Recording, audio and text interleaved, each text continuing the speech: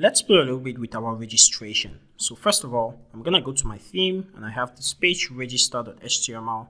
I'm going to copy it, head over to my register.blade.php, and I'm going to pull out everything right there and just paste this in. Now, I don't really have any problem with actually duplicating this because it's going to look seemingly complicated to actually use exactly the same layout file, because we're going to have to use a bunch of if statements to actually check if this is the registration page, because this layout is actually different. It doesn't really matter. I'm going to go ahead and do it this way.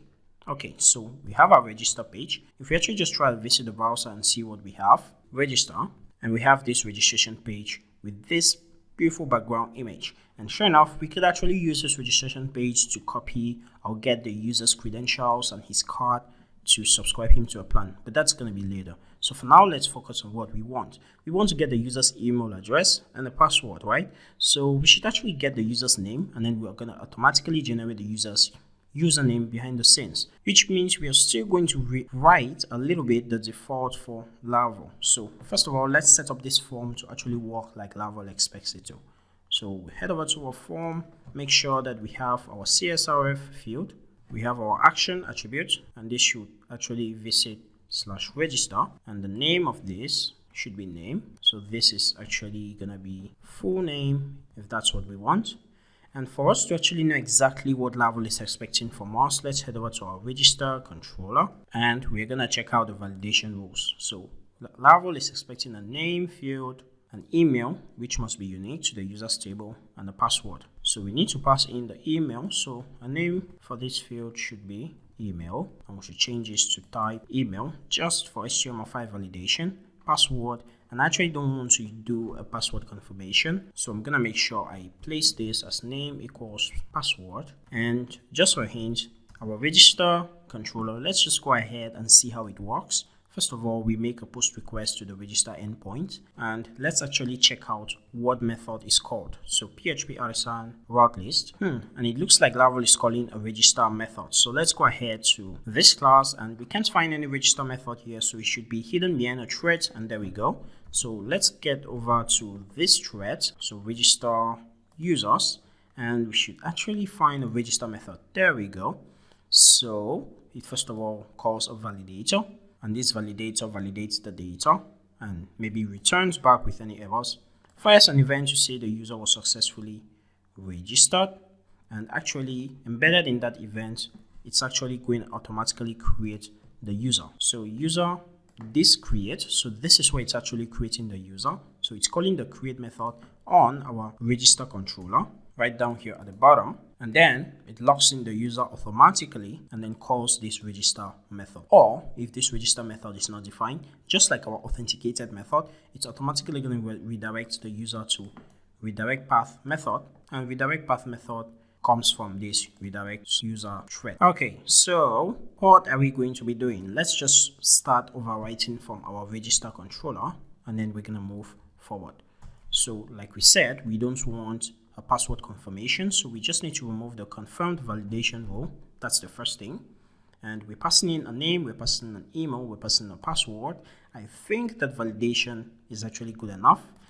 So we just need to submit the correct data to our post endpoint. Okay, so let's try this out. Register a new user. I'm just gonna try to register one for myself. So it seems like the registration works perfectly when we actually pass in the correct data, right? So what we're gonna do is actually generate a new username for the user. So I want my users to have a username, and the main reason why we're doing all of this is so that you see how you can actually override the system and customize it to your needs. Okay, so I want a username for my field, but I want to automatically generate it from the full name. So I'll head over to my register controller, and I'll make sure that when I'm creating a user, I also actually create a username field. So username, and I'll automatically generate the username from the name. So string slug data name, and obviously this is gonna actually fail woefully, right? Because we don't yet have this field in our database. So why don't we actually drive this with a test? So I'm just gonna cut this out, and I'm gonna create a new test. So PHP artisan make test registration test. Okay, so in our registration test, and write a test for that, public function test a user has a default username after registration. So we're actually testing this functionality because it's not provided to us by Laravel by default, and we want to make sure we're actually not making any errors.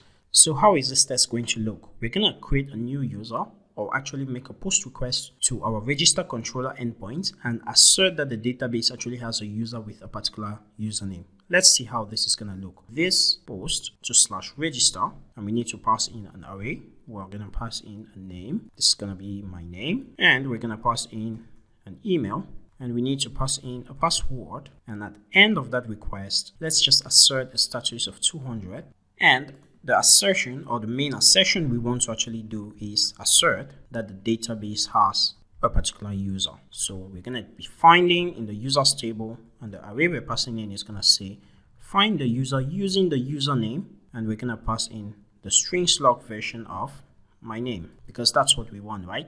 So we are not passing in any username here, but after the registration, we want to make sure that there is actually a username field and there exists a user whose username is actually this username. And I think that's going to make sure that the registration process takes care of this username. Okay, so let's go ahead and try to run this. So PHP unit for this particular method, and sure enough, it fails, but it says we received a 302 rather than a 200, because if we head over to our register users controller, we actually are redirecting the users to this path if the registration is successful. So for our assertions, we actually shouldn't be asserting for a 200, we should be asserting for a 302, or we should actually call the assert redirect method. So let's run that, and now we actually have what we expect, right? So it's telling us that field asserting that a row in the table users matches the attribute username is this, right? So let's go ahead and fix that by actually making sure we create a username for the user on the fly. So string slug, and it's gonna take in data name. Okay, so we're actually passing in the username, and just so we don't have to go through the cycle of errors, we know we need to actually provide this in our create users table. So let's go ahead and take care of that immediately. So let's create a username field table. It's gonna be a simple string, and I'm gonna make that unique. One last stop, our user factory, we have to make sure it also generates the username on the fly so we don't have errors. So faker, so this should be string slug, and you're taking name. So what I can actually do is create a name variable to be equals to faker name, and we're going to reference it here. Okay, back to our test. Let's run that test and see what we get. Looks like we have an error. Let's check it out. And it seems like it's giving us an integrity constraint violation because this username is actually not saved into the database, and that should be coming from our user.php, which does not permit the mass assignment exception. So what we should do is actually make sure we tell Laravel not to flag this as an error.